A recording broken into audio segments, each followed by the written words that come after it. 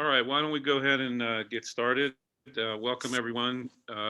Chris Newgard here, your humble moderator for another exciting ADA Pathways seminar presentation. We have some really interesting topics here today, and the only logistical comment is, as in previous meetings, please send your questions in by chat, and I will moderate and call on you for responses if there are responses beyond what the speaker says in answer. Before we get started today, Kylie and I were talking about we've been hearing from some of our Pathways awardees that we're beginning to get collaborative papers published by Pathway awardees, and that's very, very exciting. But it's also exciting to think about papers from individual labs that have been published with support of the Pathways mechanism. So Kylie and I would like to request that Pathway participants think about the papers that they've been able to publish under the auspices of their award, and please send them in to Kylie. And what we're going to do in our upcoming meetings is that prior to each of our upcoming meetings, we'll send out 3 or 4 of the Pathways sponsored papers, just to as a further mechanism for dissemination of the exciting work that the Pathways program has sponsored. So we'll send that as an email request too, but I thought I would speak it out verbally, and hopefully it's another way that we can be communicating about the good things that have happened under this program. And that's not a moot point, because there are some discussions beginning to happen about how we can reboot this program with perhaps some creative ideas about gaining further financial support. So it really, I think, would be helpful to start to catalog some of the publications that are really impactful. All right, with no further ado then, we have 2 great speakers today. The first is Michael Dennis from Penn State. He received an Initiator Award in 2014, and his title today is Diabetes-Induced Variation in the Selection of mRNAs for Translation Contributes to Visual Dysfunction. Again, the purpose of this is to ask questions. Please ask questions, do it through the chat function. Michael, take it away, please. All right, thank you for that introduction, and thanks you everyone for the opportunity to share some of the stuff I've been working on over the last 7 years plus as part of this program. So my Pathway project is principally focused on trying to better understand how diabetes impacts the retina. And when we think about this, we typically think of diabetic retinopathy. This is a complication of diabetes that impacts something like 10 million Americans, and obviously, much more than that globally, and it's impacting people with both type 1 and type 2 diabetes. This complication is defined by the presence of these microvascular defects in the retina, and this takes the form of hemorrhaging and macular edema. And then even in the later stages, we see abnormal blood vessels grow and start to rupture. This is a little bit of a complicated slide, but I just put this up to kind of introduce this idea that the retina is much more than just these blood vessels. There's obviously photoreceptors and neurons and glial cells that are all participating in this process of visual function, where light is coming into the retina and then kicking off this phototransduction. And also this idea that vision is much more than just visual acuity or our ability to see these small black and white letters. Vision encompasses color, the ability to see contrast, visual fields, and all of these things are impacted by diabetes. We see early impairment in contrast sensitivity. We see loss of low light vision or night blindness developing very early in the disease, oftentimes before the presence of diabetic retinopathy per se.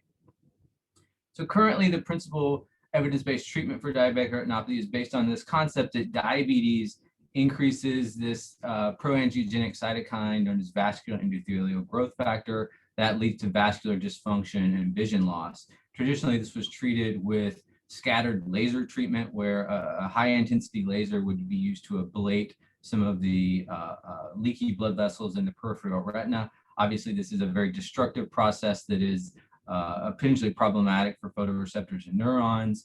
More recently, we've seen the intervention of the first kind of molecular approaches to prevent disease pathology with the introduction of anti-VEGF intravitreal injections. This is a single cytokine targeted approach to block vascular endothelial growth factor signaling in hopes of preventing some of the vascular dysfunction and vision loss.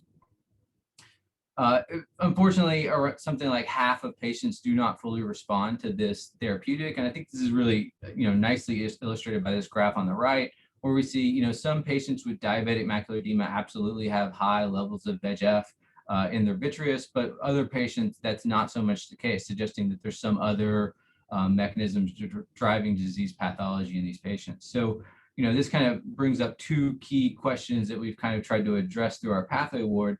And that's, what are some of the early molecular events that are causing the increase in VEGF expression? And are there changes in other growth factors and cytokines that are potentially occurring in the retina of patients concurrent with the increase in VEGF? So at its core, diabetes is whether it's type 1 or type 2 diabetes, it's a disease caused by an impairment of insulin action. And then secondary to that is an increase in blood glucose levels. And the diabetes complications in control trials demonstrated very nicely that the relative risk of developing complications is directly linked to an increase in glucose levels, right? So above a hemoglobin A1C of 7, we see this rapidly rising risk in these complications, with retinopathy being kind of at the leading edge of this curve. So traditionally, we think about 4 key pathways as being responsible for hyperglycemia-induced tissue damage. These include the pull-allele pathway, advanced glycation end products, and protein kinase C activation. And then kind of the relative newcomer to this group is this hexosamine biosynthetic pathway that is the focus of my pathway award. This is a nutrient and stress-sensing metabolic pathway that's enhanced by diabetes and hyperglycemia, where glucose, as it's getting converted to pyruvate, is shunted off at fructose 6-phosphate to incorporate inputs from protein, fatty acid, and nucleotide metabolism to form this UDP N-acetylglucosamine residue, which can then be used to post-translationally modify proteins. So this is a form of glycosylation known as O-glycination, and it's not what we typically think about in terms of glycosylation occurring in the Golgi and ER, and then being these long polysaccharides on the outside of cells. This is a nucleocytoplasmic enzymatic addition of a single monosaccharide. This is an N-acetylglucosamine or GLICNAC residue that can then be covalently O-linked to the OH groups of serines and threonines in a way that's very dynamic and reminiscent of protein phosphorylation. So kinases and phosphatases add phosphate groups through these similar O-links, and then O-GLICNAC transferase or OGT and O-GLICNAC-ACE, OGA, add or remove the GLICNAC residues in a similar manner. So if we look in the retina of models of type 1 and type 2 diabetes, we see that, regardless of model, there's a global increase in O-glycination of retinal proteins. And we see this in a lot of other tissues with diabetes as well. And over the last decade or so, there have been a number of proteomic studies that have attempted to describe the O-GLICNAC-OME and try to characterize who are all these proteins that are getting O-GLICNAC modified. And I just specifically want to kind of point out this study where that question was asked in retinal parasites specifically. And what they found is that the #1 gene category for these proteins that were being O-glycinasylated was protein synthesis and processing. And there's evidence that other stages of gene expression are also potentially impacted by this modification. So this kind of arrives at the kind of overall working hypothesis for my pathway award, which is that diabetes-induced hyperglycemia causes this fundamental shift in gene expression, particularly at the level of mRNA translation, that potentially contributes to the progression of diabetic retinopathy. So this diabetes-induced hyperglycemia potentially causes some retinal cells to increase the expression of VEGF and some other proteins, leading to this neurovascular dysfunction and visual impairment. And over the last few years, we've really focused on 2 key ways that we think this happens. One is through this stress response protein known as RED1, and another that I'm going to focus on today is through this translational repressor known as 4UBP1. And both of these impact mRNA translation in a way that we think leads to some of this disease pathology. So today I wanted to really focus on one key study that we've done with as part of the Pathway Award, which is this next-gen sequencing approach we took to try to figure out how does O-glycination impact gene expression in the retina. So in this study, mice were administered Thiamet G, which is an O-GlcNAc-ACE inhibitor. This is akin to treating with a phosphatase inhibitor, right? So you get this global increase in O-glycination.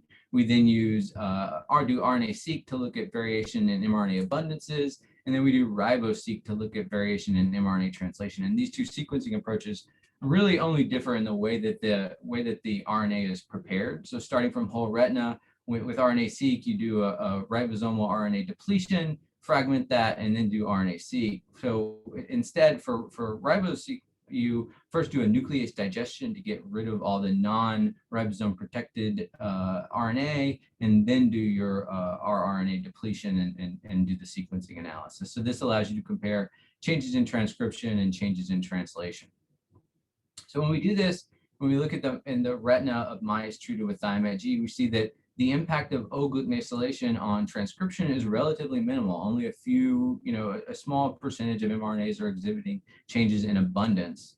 When we look at mRNA translation or ribosome association, we see that around 10% of mRNAs exhibit variation in mRNA and ribosome association in the retina of mice administered this Thiamet G. If we compare that same data with the change in transcription on the X and the change in translation on the Y, it's very obvious that the principal effect here is in translational control. So how is this happening? Or I guess first, like who are all these mRNAs that are exhibiting changes in translation, right? So you can do pathway analysis to try to identify all those mRNAs, and one of the top functional categories that comes up is mitochondrial dysfunction and oxidative stress. And that's because there's this long list of mitochondrial mRNAs encoding mitochondrial proteins that are exhibiting variation in ribosome association. So how does this happen? So this is a cartoon that attempts to depict how mRNAs compete for ribosomes. So shown in black here is an mRNA with its M7 GTP cap shown as this ball structure. The cap is then recognized by the cap binding protein EIF4E, which interacts with some other eukaryotic initiation factors to form a cap binding complex. That complex then recruits the 40S ribosomal small ribosomal subunit to this mRNA. So one of the ways that is prevented is through this translational repressor known as 4E-BP1, which binds to the cap binding protein 4E and prevents it from interacting with 4G to form that cap binding complex. And we see that when 4E-BP1 is O-glycinated, its interaction with 4E is increased. And that suppresses the recruitment of ribosomes to this mRNA. So if we do, we can also look at mRNA translation by doing polysome profiles. So mRNAs that are being more heavily translated are more, we'll go deeper into the sucrose density gradient because they're associated with more ribosomes. And we see that when we do this, if we look at specific mRNAs that were identified in our sequencing analysis, those exhibit a similar translational repression in the retina of wild-type mice. But if we knock out the 4E binding proteins, this is a double knockout where both 4E-BP1 and 4E-BP2 are knocked out. We see that suppressive effect of Thiamet G is absent. If we look in cells in culture, if we expose cells in culture to Thiamet G to increase O-glycination, there's an increase in mitochondrial superoxide production. But in cells that lack the 4E binding proteins, that seems to be absent. If we then rescue those cells by adding back wild-type 4E-BP1, we can rescue the Thiamet G-induced increase in superoxide. But if we rescue them with a 4E-BP1 that is deficient for binding to 4E, that we aren't able to rescue the increase in mitochondrial superoxide. If we then use a 4E-BP1 that constitutively binds to EI4E, we see that that's sufficient to increase mitochondrial superoxide. So that's all in cells in culture. What about in retina? If we administer Thiamet G to mice and we look at retinal cross sections to look at ROS using this DCF fluorescence, we see that different layers of the retina exhibit an increase in ROS in response to Thiamet G administration, and that seems to be at least blunted in the retina of mice lacking the 4E binding proteins. And we look at STZ-induced diabetes, we see a very similar increase in ROS levels in retinal cross sections, and that the STZ-induced increase in ROS is absent when we knock out the 4E binding proteins. So this kind of supports a model where the 4EBP is sufficient to prevent the translation of certain mRNAs that lead to this increase in ROS. But what about all these mRNAs that are actually exhibiting an increase in ROS? How does that work? So this cartoon here on the bottom depicts what is known as cap-independent translation. So this ribosome recruitment that I described is dependent on that cap. So in addition to cap-dependent translation, some mRNAs, around 10% of mRNAs, have RNA elements in their 5' UTRs that allow them to compete for ribosomal subunits and recruit the subunits independent of the M7 GTP cap. This is generally not favorable for translation under normal physiological conditions, but in response to stress conditions, this can actually end up being favorable because there's less competition for ribosomal subunits with mRNAs that don't have RNA elements that allow them to compete for ribosome. So it's kind of one of these, it's better than nothing situations, right? So, and what we see happening in response to the increase in O-glycination is that generally we see that mRNAs that are able to undergo cap-independent translation are actually now being made more favorably, and this includes things like VEGF, right? So one of the mRNAs that we've looked at recently includes the TNF alpha family receptors CD40, so the mRNA encoding CD40. CD40 has been recently linked to the development of diabetic retinopathy through the promoting adhesion molecules and pro-inflammatory cytokine expression in the retina. When we take the 5' UTR for the CD40 mRNA and we put it into this bicistronic expression system, we see that Thiamet G in cells and culture is able to increase the activity from that reporter, and that requires 4EBP. And then again, if you put in a 4EBP1 variant that constitutively binds to 4E, that's sufficient to increase CD40 5' UTR activity. If we look in the retina of STZ diabetic mice, we see that O-glycination is enhanced, and there's no diabetes-induced increase in CD40 mRNA, but CD40 mRNA translation is enhanced in wild type, whereas that doesn't seem to be present in mice lacking the 4E binding proteins. And if you look at CD40 protein expression, that corresponds to the change in mRNA translation, where the diabetes is increasing CD40 protein expression, and that is dependent on the 4E binding proteins. So this all supports a model where diabetes is increasing 4EBP1 glycosylation in a manner that contributes to both the development of oxidative stress and inflammation. But does all this really end up impacting, visual impairment? One of the ways we've attempted to address visual function in mice is through behavioral optometry. This is a technique where we show mice bars of different sizes and different pixel densities to see what's the smallest bar with the lightest color that the mice can see. So the way this technique works is you show these bars to the mice and you rotate them across their peripheral vision so that if they can see the bar, they will track it. This is a behavioral response. So by doing this, we see, what's the smallest bars of the lightest color these mice can see. And what we see is that in wild type mice, there's maybe a modest deficit in the ability to see smaller bars, but where we really see a large impact of diabetes is in this contrast sensitivity measure, or the measurement of the lightest color bar that they can see. So with STZ-induced diabetes, there's a fairly robust decrease in contrast sensitivity, and that seems to be largely protected in the 4EBP double knockout mice. So one of the questions we often get is, does this shift in mRNA translation occur in other tissues? One of the top hits that we got in our sequencing analysis was for RBP4, which is best known as this adipokine that contributes to some of the pathology in type 2 diabetes.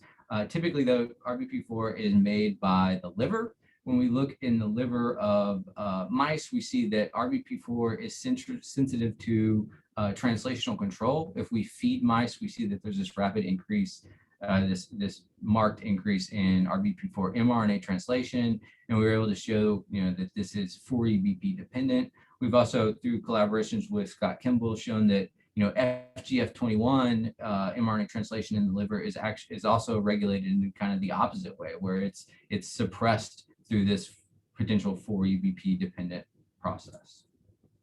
So to kind of wrap all this up, what I've shown you today is that diabetes acts to enhance retinal protein O-glycosylation. That O-glycosylation alters mRNA translation in a way that is potentially dependent on the 4E-BP translational repressor, and that this potentially contributes to visual impairment through oxidative stress and inflammation. So, one of the big challenges that I've had as kind of a junior faculty member is not having my lab simply be a paper factory where we write papers and write grants, and that we don't actually have any true way of impacting patients. And one of the ways that we've tried to do that over the last few years is through the development of to identify some small molecule inhibitors that potentially disrupt this whole 4E-BP1 interaction. And one of the studies that we did to kind of take a step in this direction was screening this Presswick chemical library for FDA-approved chemicals that could potentially be used off-label to disrupt some of the binding proteins here. And when we did this, we were able to see that there are some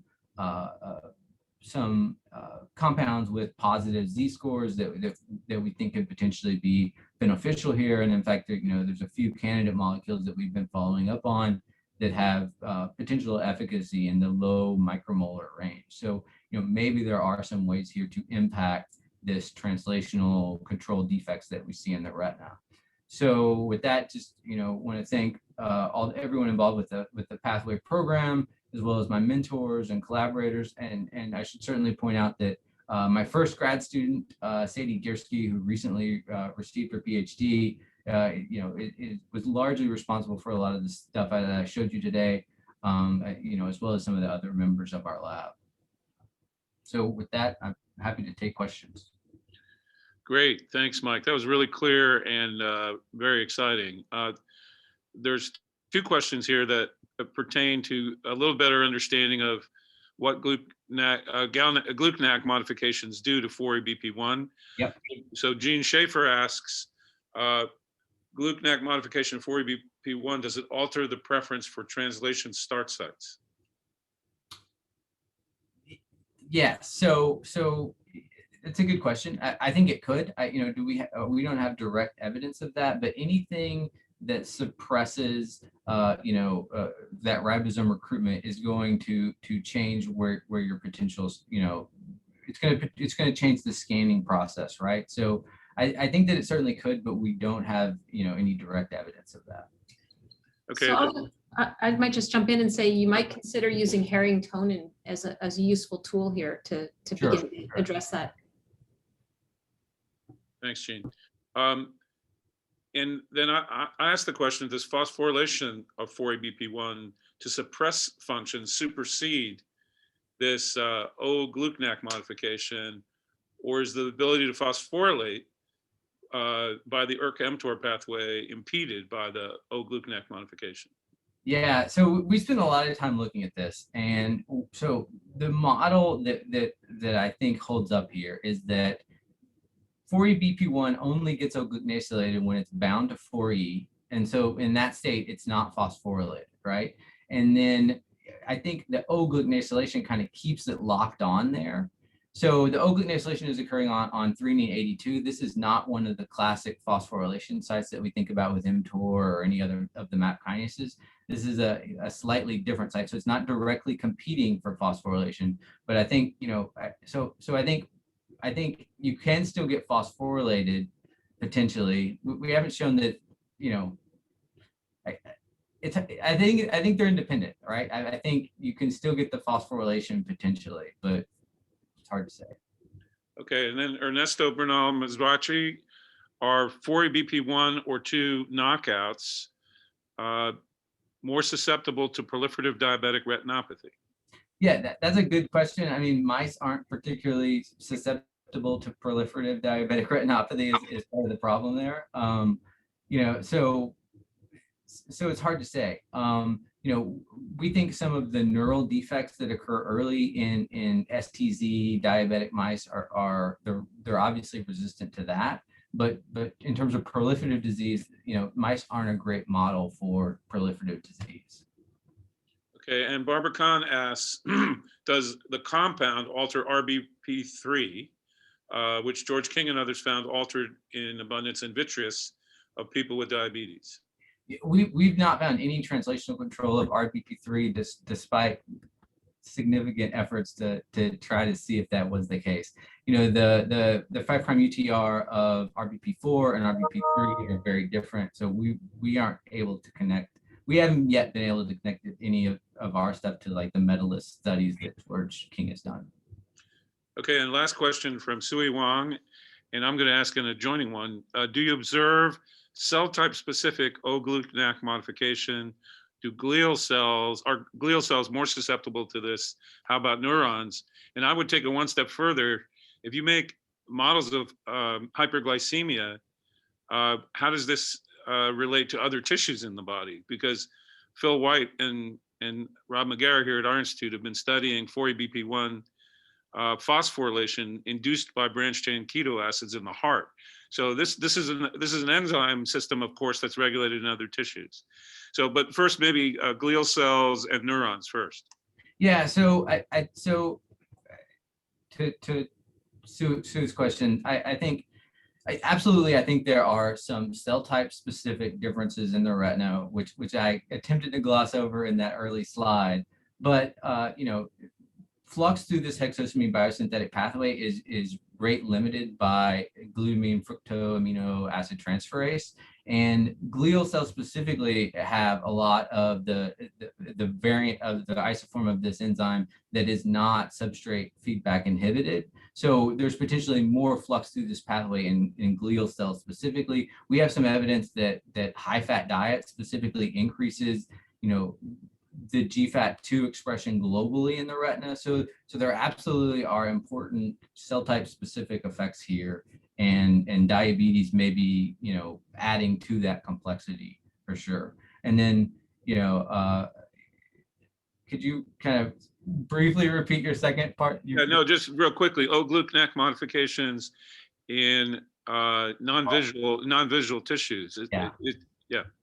Yeah. So, you know, I would say most research into the impact of O-gluconac acylation has been in cardiac tissue. So, you know, we haven't done anything to look at translational control changes in heart yet. It's certainly something we're very interested in. Obviously, you know, the impact of diabetes on cardiac function is a huge, you know, mortality risk. So it's certainly something we're interested in. And are there functional changes that are occurring there, you know, that could be driven by translational control? It's something to consider. Okay, well, listen, Mike, that was fantastic. A lot of learning going on here. And I think we'll move now to our next presentation, which will come from Alex Nectow at Columbia University. He received an Accelerator Award in 2018, and his presentation is going to be brainstem neurons regulating energy balance. Alex. Well, there, look at that. All righty, let's see if I can get this up and running.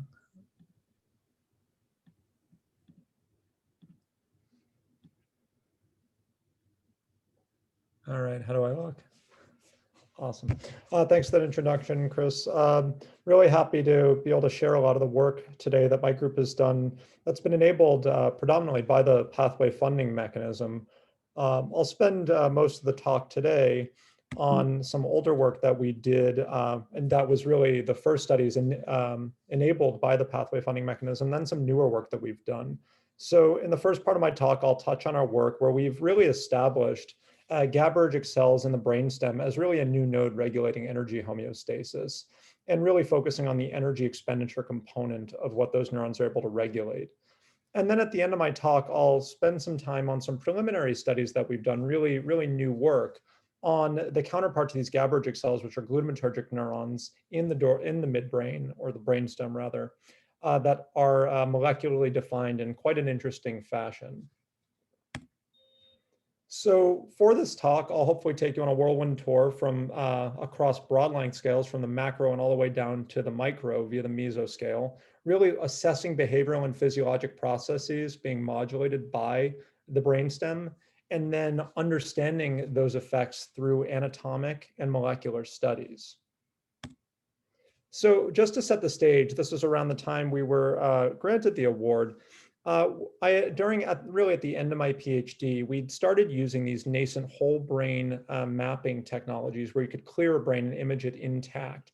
And paired with immediate early gene labeling for surrogate markers for neural activity, at the time I'd hypothesized that we could identify new nodes regulating food intake and energy expenditure. Really, of course, there's been a lot of amazing work, particularly in the hypothalamus, on understanding how it regulates energy homeostasis, but outside of the hypothalamus, these like so-called extra hypothalamic structures had received relatively less attention. So we used this approach and compared fasted and fed animals, and had found that the midbrain's dorsal raphe nucleus was significantly activated in states of energy deficit. And this was initially exciting to us because the dorsal raphe is known to house the single largest population of serotonergic cells in the mammalian brain. And that had given us some hope that maybe there was this new connection between serotonin, the molecule, and serotonergic neurons. I'll cut to the chase and show that really a lot of work that we did showed that it wasn't really serotonin neurons per se that were regulating a lot of the effects that had been ascribed to the raphe, but rather non-serotonergic populations. And one that I'll focus on today is this GABAergic population. So around that same time period, we'd found that these GABAergic cells were selectively activated by energy deficit. And when we activated those neurons, we could in turn drive the appropriate response to energy deficit or hunger, which is to acquire food, to search for and consume it. So this brings us to the point where we were next really interested in understanding really all of the different physiologic and behavioral processes that GABAergic cells could contribute to ultimately regulate energy balance. And the reason we were intrigued by this is that we had done some studies back then as well, preliminarily, that had shown that body weight could be modulated by just regulating the activity of this single population of neurons in the raphe. So the next question we asked was whether these neurons, when we modulate them, could they regulate energy expenditure? And much to our surprise, we found a significant suppression in energy expenditure after placing these animals in metabolic cages and activating their dorsal raphe GABAergic cells. So these data together suggested that dorsal raphe GABAergic neurons were activated by states of energy deficit and could in turn drive the appropriate counter-regulatory responses, namely eating food and reducing energy expenditure. So together, these two processes allow GABAergic cells to potently control energy homeostasis.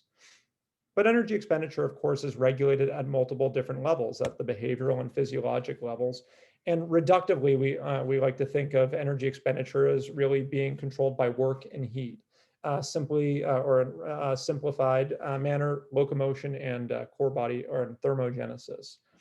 And when we activated dorsal raphe GABAergic neurons, we found that they could actually potently suppress both locomotor activity and thermogenesis. So you can see locomotor activity, which the effects of which are masked by quite a bit of variability in the control groups, but even more potently so, you could see quite a significant effect on core body temperature simply by activating dorsal raphe GABAergic cells.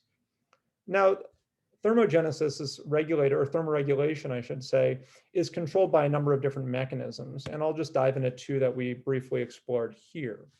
So here's some thermographic imaging or infrared imaging of temperature in mice. And what we've done in this experiment is we've had a pre and post injection state where we're modulating dorsal raphe GABAergic cells. So these are all control groups, and this is a treated mouse.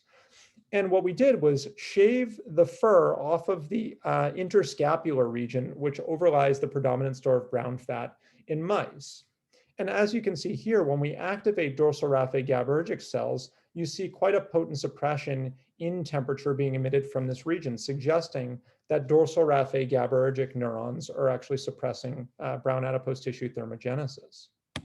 We, of course, had to validate this. So we implanted thermal probes into the brown fat store in the interscapular region. And what you can see here is that we see that expected significant suppression in brown fat thermogenesis here, suggesting that dorsal raphe GABAergic cells are able to co-opt the thermogenic mechanisms of animals, potentially in support of regulating energy balance as a whole.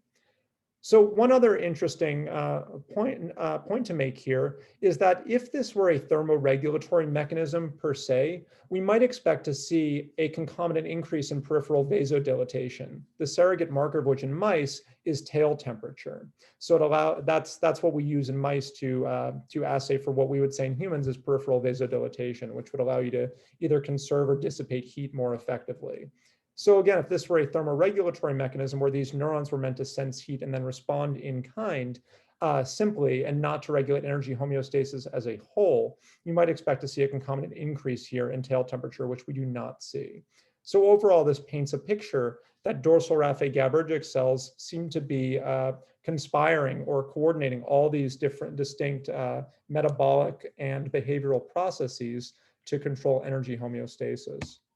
And just as an interesting point here, this is brown adipose tissue profiling after activating dorsal raphe GABAergic cells for 24 hours. And you can see here that we see a significant suppression in some marker genes that correspond to brown fat thermogenesis regulation. So given that we established that dorsal raphe GABAergic cells could potently regulate food intake and energy expenditure, we wanted to better understand the neural network mechanisms through which this might be possible. So we again turned to whole brain clearing and pairing this with viral-based projection mapping. So what I'm going to show you in this video are the projections of dorsal raphe GABAergic cells in green and dorsal raphe glutamatergic cells in red. And in this video, you can see quite remarkably from the outset is that both GABAergic and glutamatergic neurons of the dorsal raphe really project vastly throughout the brain. And just as a general theme, you see that the GABAergic cells are predominantly subcortical in location, and the glutamatergic cells are predominantly cortical, though they also have a number of subcortical projections as well. And what's interesting about this is that the GABAergic cells really seem to control multiple or myriad aspects of energy balance, whereas the glutamatergic cells seem to only participate in the behavioral aspects, which I'll very briefly touch on in a moment. What's even more notable here for the GABAergic cells is that they project heavily to the hypothalamus and the preoptic area, two regions that themselves are deeply implicated in the central regulation of energy balance. So that prompted us to do further studies to understand if these connections were functional. Here are just some coronal slides rendered from these 3D images showing that we get significant projections to the preoptic area, the extended amygdala, and the hypothalamus, particularly subnuclei of it, like the dorsomedial hypothalamus. But again, establishing a physical connection is not sufficient to establish neuronal function. So what we next wanted to do was probe the projections to a subset of these sites to understand whether they were causally implicated in the central regulation of energy balance. So what we did was we transduced dorsal raphe GABAergic cells with a light-sensitive opsin known as channelrhodopsin 2, which when exposed to strong pulses of light can depolarize the cell and cause it to fire action potentials. And what we can do is take a fiber optic and implant it not over the dorsal raphe per se, but over its projection targets in the extended amygdala, the hypothalamus, and the preoptic area to causally probe their function with respect to energy balance. And what we found was something pretty exciting and pretty remarkable in that all three projections that we probed were capable of themselves suppressing brown adipose tissue thermogenesis. You can see that again in the extended amygdala, the hypothalamus, and the preoptic area. And this is also consistent with prior functional and anatomic data implicating these three regions in thermoregulatory processes. What's possibly even more interesting is that only a subset of these projections regulate food intake, namely the extended amygdala and the hypothalamus, but not the preoptic area, again consistent with known prior roles in regulating different aspects of energy homeostasis. And this is all quite interesting because it suggests that there might be a subnetwork that exists to regulate or coordinate different aspects of energy balance, in the sense that there might be a extended amygdala hypothalamic collateralization architecture enabling simultaneous control of food intake and energy expenditure, but possibly a distinct subnetwork that regulates solely thermogenesis. Through these projection mapping studies, we also noted that not only were there ascending projections to the forebrain, but there were also descending projections to the brainstem, suggesting that there were direct control mechanisms through which these neurons could regulate different facets of energy balance. And one of these projections was to the raphe pallidus, a major premotor target and important locus for sympathetic outflow to the periphery. So again, we probe this projection not only through anatomic means, but functional means. And by activating dorsal raphe GABAergic cells that descend to the dorsal raphe, to the raphe pallidus rather, you can see a significant suppression in brown adipose tissue thermogenesis, consistent with its role as a premotor sympathetic outflow locus, but no effect on feeding, again, consistent with our prior known roles for this nucleus. So together, this again paints a picture of a distributed architecture that allows dorsal raphe GABAergic cells to differentially coordinate aspects of energy balance, namely food intake and energy expenditure. Given that we'd shown that there were direct impacts on brown fat thermogenesis, it stood to reason that our dorsal raphe GABAergic cells could directly communicate with this region through with this end effector organ or tissue through either neural or humoral means. So given that we had the tools available, we first probed the neural mechanisms.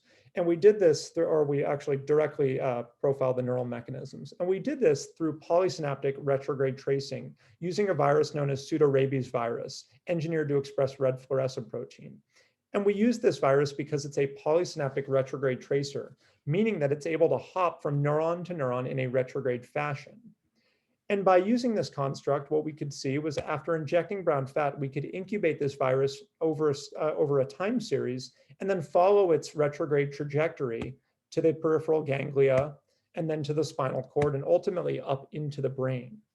And what we found was rather exciting and actually validated a lot of Tim Bartness's work. So we were kind of reinventing the wheel in a way here, is that we showed that after about 5 days post-injection in this time series, we found that the dorsal raphe nucleus, particularly the dorsolateral aspects where those dorsal raphe GABA neurons are known to reside, was hit quite significantly, demonstrating that there is some polysynaptic connection between brown fat and the dorsal raphe nucleus. Even more so interesting was that the dorsal raphe nucleus is not labeled at 4 days post-injection, meaning there are more proximate nodes with respect to brown fat that are labeled prior to the raphe through which the DRN probably communicates to brown fat multisynaptically. And I'll just cut to the chase and show that this was actually the raphe pallidus that was significantly labeled and not other premotor loci such as the PVH, which dorsal raphe GABAergic cells actually do not connect with. So this paints a picture now of dorsal raphe neurons projecting to premotor loci in the brain, going to the spinal cord, then the peripheral ganglia out to brown fat. And we, of course, had to validate that these neurons that were labeled by PRV or pseudorabies virus were GABAergic. And you can see here when we do 5 days of PRV tracing in tandem with GABAergic labeling using the surrogate marker for GABA neurons, its vesicular transporter VGAT, you can see a significant co-labeling here, painting the picture of this direct multisynaptic circuit from the raphe GABA cells to brown fat.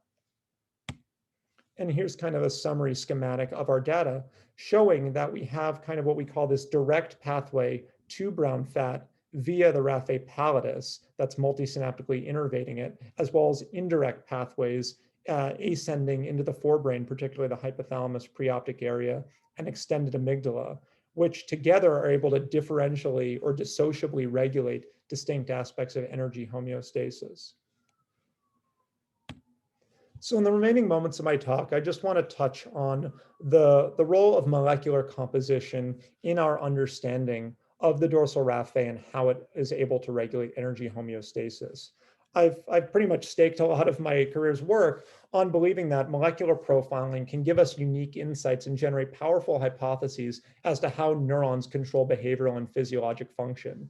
And I think that that's no exception in the RAF-A, which is actually molecularly diverse and rich in its molecular composition. So simply, the four major neurotransmitter classes of the DRN are serotonin, glutamate, GABA, and dopamine. Dopamine's a smaller subset, but still a significant one nonetheless. What's rather intriguing is that the DRN is one of these remarkably rich populations or loci in terms of its neuropeptidergic and neuropeptidergic receptor expression. It actually looks like a simulacrum of the hypothalamus in a way, in that it has such diverse neuropeptide classes. And what's really exciting is that we noticed years ago that a lot of these peptides and their receptors have no or limited overlap with serotonin neurons, suggesting that these non-serotonergic populations are significantly contributing to this rich molecular diversity and possibly the dorsal raphe's function. So we were really interested not only in the GABAergic cells, but the glutamatergic cells in the raphe as well, because they can control distinct behavioral aspects of energy homeostasis, namely food intake and locomotor activity.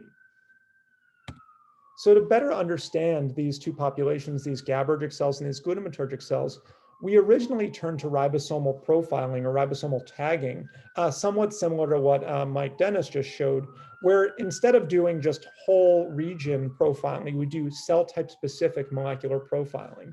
And this was using a technique that I developed in my PhD and later in my own laboratory, based off of pioneering ribosomal tagging work done by Paul Greengard and Nat Heinz, which enable cell type specific molecular profiling. So simply what we did here was introduce a CRE-dependent construct into our favorite driver line for GABAergic or glutamatergic cells, which effectively appends an N-terminal tag onto the ribosome, particularly GFP, which is appended N-terminally onto large ribosomal subunit protein L10A, which in essence gives you green ribosomes, which is cool for the colors and whatnot and to label ribosomes, but also because it enables us to pull down cell type specific translating mRNAs. And the way we do that is after transducing the cells with this GFPL10 construct, as we call it, you let these cells incubate and then ultimately do some biochemistry where you immunoprecipitate these green ribosomes and then access and sequence their translating mRNAs. And through this approach, we were able to molecularly profile both glutamatergic and GABAergic cells and show that there was quite a differential receptor composition that we could probe using pharmacologic and genetic techniques. But that's not what I want to focus on for the next couple of minutes. In the process of performing these studies, we'd realized something pretty remarkable. What was exciting is that when we introduced this ribosomal tag to our neurons, we saw that not only were we labeling the cytoplasm, which is where a translation is occurring, of course, but we were also labeling the nuclei. And particularly, we observed these distinct bright puncta in the nucleolus. So why that happened actually was purely biologic, and it's that ribosomal biogenesis happens to occur within the nucleolus. So that means that when we introduce this GFPL10 construct into neurons, we get cytosolic labeling to label the ribosomes, but we also get nuclear labeling for free. So it's a really great benefit or fringe benefit of using this approach because now we're able to label nuclei, and in theory, we could sort them out and sequence them. And that's exactly what we did. So in this study, we introduced our GFPL10 ribosomal tag into glutamatergic neurons, the dorsal raphe nucleus, and then performed flow cytometry to sort out GFP positive nuclei. And this allowed us then to use 10x genomics RNA sequencing platform to do single cell RNA sequencing. And here we're showing just the obligate TS&E plot, which is minimally informative, I would say, but still pretty nonetheless, which shows that we're able to actually distinctly cluster out dorsal raphe glutamatergic neurons into a number of different subclusters. I'm not going to call them cell types because that would be a little presumptuous. But what's even more remarkable about these populations that we observed was that there's not only a flat architecture in terms of the molecular composition, but quite a hierarchical one. And Varun Bhave and my group had done hierarchical clustering to identify really what I'd call 3 or 4 clades that were defined by peptide expression in these two clades, and then by the presence or absence rather of serotonergic marker gene expression. So what you can see here with our hierarchical clustering analysis is that we have these two, what I'd call peptidergic or peptidergic receptor clades, and then these two more predominant clades, again defined by the presence or absence of serotonin marker gene expression. And if you look at this correlogram, where deeper blue colors and larger circles are proportional to the correlation coefficients, you can see that within a given clade, you see significant correlation across the cell types when you're looking at the most highly variable genes across these data sets. And importantly, you see significant anti-correlation across clades that are not, I'd say clusters that are not within a clade. Since we're running out of time, I'll hurry up here and finish up with this last slide that data slide that demonstrates that not only are these clades computationally defined, but they're molecularly defined as well. So this isn't just an artifact of our data analytics. What you can see here is that we are able to generate single marker genes that can define these different clades. So you can see 4 different marker genes that molecularly define the 4 different clades.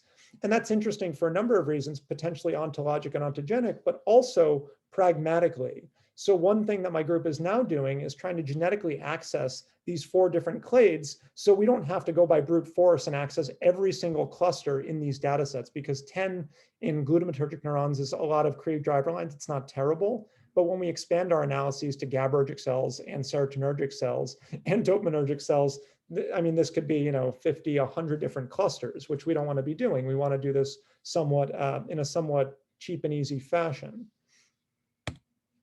So just to conclude the work that we've shown you today, hopefully I've convinced you that the dorsal raphe nucleus is able to potently regulate distinct aspects of behavior and physiology that together coordinate energy homeostasis. And hopefully, again, we've shown you that this is modulated at both the cell type and circuit level and the molecular and activity dependent level.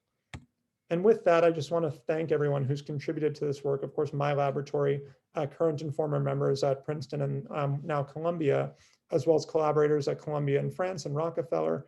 And then, of course, the American Diabetes Association and the Pathway Mechanism for their continued support that's really enabled this work. I think without it, it simply would not have been possible. So I want to thank you again for your funding and everyone here for your time. It's been really, really quite a journey.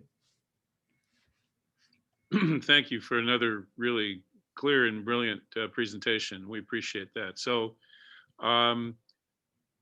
Mike Schwartz has the first question. Your work provides convincing evidence regarding the sufficiency question.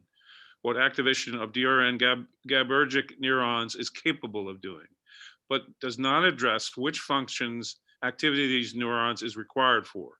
What's the physiological role played by these neurons in energy homeostasis? Yeah, so that's a really great question. It's something that we're actively exploring through a number of different mechanisms. So we have done loss of function studies that we published in 2017 and in 2019 in the papers that I briefly alluded to, where we inhibit the neurons and show that they can actually they end up driving the opposite response. And in fact, if we inhibit dorsal raphe GABAergic cells for prolonged periods of time, we act in obese models, so high fat diet and OB mice, you can see a significant suppression in body weight. So it suggests that these neurons do play a physiologic role in energy homeostasis and possibly body weight regulation more chronically. In terms of the physiologic context in which these neurons operate, that's really difficult to say right now. We're of course doing in vivo imaging studies using what we call fibrophotometry and single cell resolved imaging, where we can see the natural activity patterns of the neurons in freely behaving animals. But we don't have, I don't really want to speak to that just yet because the data are so preliminary. But all these things together suggest that dorsal raphe GABAergic and glutamatergic neurons can both sense and respond to stimuli that are relevant to energy balance. So it's an important question, but it's certainly something that we're very early days into. But we've, again, done the gain and loss of function studies, just not the observational studies with imaging.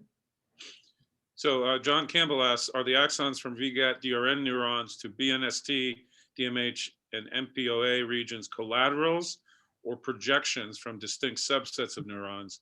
And also, do VGAT DRN neurons target the part of the BNST that is innervated by the other hunger neurons, for example, AGRP neurons? I feel like John has a seeing eyeglass into the future. So we're currently working on those studies. So collateralization studies are really hard to do. There have been some approaches taken by Scott Sternsen's group where they use a monosynaptic rabies-based approach. We're trying to do a few of them right now. So in very preliminary studies, we've shown that there's some collateralization, but it's very small, I think, compared to what the glutamatergic cells do. So the glutamate neurons, we know collateralize all over the brain. So one neuron in work from Martin Parent's group has shown that I think they project like in rat 13 or 14 centimeters in length and hit about 20 different targets at the same time. So that collateralization architecture is quite impressive. It's likely that there are some dorsal-raphe GABAergic cells that heavily collateralize across different projection targets. And we'd hypothesize that dorsal-raphe GABAergic cells have at least some degree of collateralization between, say, the extended amygdala and the hypothalamus, given their function. However, it's of course possible that these same neurons don't do that. They could violate Dale's principle, and they could be releasing neurotransmitter differentially at different sites, because as I mentioned, these neurons are rich in neuropeptides, and peptides are a great way to differentially dissociate functions in different distinct circuitries. So that's certainly one possibility, and it's something that we're really trying to follow up on now. It's something that we've invested a lot of resources into to better understand. In terms of the subdivisions of the BNST, that's also another great question. It's not something we've probed quite deeply yet. We definitely would like to. So we would like to look at, for example, I think John's alluding to AGRP neurons and how they innervate the BNST. The GABAergic cells, we haven't been able to do anatomic overlap studies with AGRP neurons, but now we actually have a VGAT flip-O mouse that we can combine with our AGRP Cree mice that we have and look at those overlaps in terms of projection targets. It would be fascinating indeed, because we just really right now don't know if distinct subnuclei of regions that are targeted by these different populations are really being hit in the same loci, or they're not, like if they're competing, for example, or if they're actually going somewhere else. So it's a really great question. It's something that, again, we just don't know. The RAFE is so rich in terms of its connectomic and molecular heterogeneity that we're just early days in diving into this. But I think there's a lot to unwrap there. Okay, and last question from Martin Myers. He says, first of all, nice work, Alex, exclamation point. Are there interactions between the DRN GABA cells and the VGlut/FHT, 5HT cells? And do you know which set of DRN cells contain leptin receptor? Yeah, so all really great questions. Yeah, so we've done all of that actually, some of which is published, some of which we haven't gotten around to publishing, but really exciting. So yes, so the dorsal-raphe GABAergic cells do innervate the dorsal-raphe glutamatergic cells, and they do actually the serotonin cells as well. That's published by other groups, and my group has actually done electrophysiologic studies, which were really difficult when we didn't have intersectional genetic approaches. Now we do, but when we did them, we did it with some creative means using physiologic and biochemical blockers. And we were able to show that dorsal-raphe GABA cells potently inhibit a large subset, I think it's about 50% of glutamatergic cells that we could patch onto in the DRN. So that's something that suggests this, again, a coordination by local modulatory dorsal-raphe GABAergic cells to impact or influence the function of the glutamate neurons. But there's, of course, also this distributed function of dorsal-raphe GABAergic neurons through projections to downstream targets in the forebrain as well as in the brainstem. To the question about the leptin receptors, yes, so we've done profiling. Unfortunately, with single cell studies, there's such low expression that it's hard to resolve out low abundance receptors like LEPR in the RAFE. Of course, there's been a lot of work from, I believe, quite a few of the people here on leptin receptor expression in the brain. And we had previously shown, again, unpublished, that leptin receptors are expressed in a very small subset, about 5, I think it's 5% actually, of dorsal-raphe GABAergic neurons. And it was unclear, we haven't done the right physiologic studies yet, but a subset of dorsal-raphe GABAergic neurons, presumably the ones that express the receptor, are quite potently inhibited by leptin. But again, it's such a small population. I mean, we're talking like 5% of a pretty molecularly diverse cell type, as we'd call it. So the dorsal-raphe GABAergic neurons. So it's something we're certainly exploring and interested in looking into further. I'm not sure what we'll find there. I think there's a lot of interesting work to dig out or dig into. All right, with that, I think we'll bring things to a close. Another terrific session. Thank you, Mike. Thank you, Alex. Our next meeting is April 7th. Celine Riera and Sarah Stanley will present Wednesday, April 7th at 2 o'clock. And let me reiterate our request to all Pathway awardees to send in one or two of your papers that were supported by your award that are illustrative of the most exciting work you've done. And we're going to try to use this as another means of dissemination of the great work that's gone on by sending these papers out to everybody that participates in this meeting, and just to share and enhance connectivity and, you know, potentially interactions that lead to new research and new ideas. So thank you very much. We'll see everybody in a month, April 7th. Great session. Take care.